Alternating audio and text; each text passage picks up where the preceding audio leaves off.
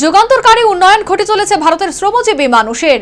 Employees provident fund organisation অর্থাৎ EPFO খুব শীঘ্রই ইউনিফাইড পেমেন্ট ইন্টারফেস অর্থাৎ ইউপিআই এর মাধ্যমে প্রভিডেন্ট ফান্ড থেকে টাকা তোলার নতুন পদ্ধতি চালু করেছে। শ্রম এবং কর্মসংস্থান মন্ত্রণালয়ের সচিব সুমিতা দাউরা এক সাক্ষাৎকারে এই কথা জানিয়েছেন।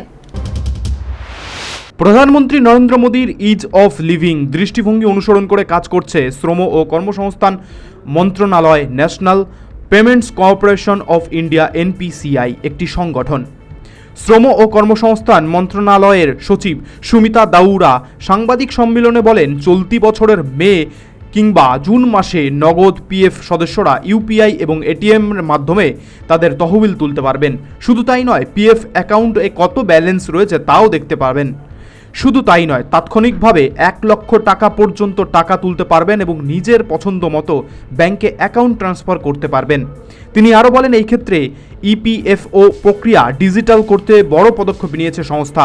এই প্রক্রিয়া চালু হলে সবচেয়ে বেশি উপকৃত হবেন কয়েক লক্ষ কর্মজীবী মানুষ, যার কারণে আগামী দিনে শুধু আর্থিক সুবিধা নয়, ডিজিটাল ক্ষেত্রেও গুরুত্বপূর্ণ পদক্ষেপ বলে মানুষের কাছে এটি বিবেচিত হবে। Bureau report, news vanguard.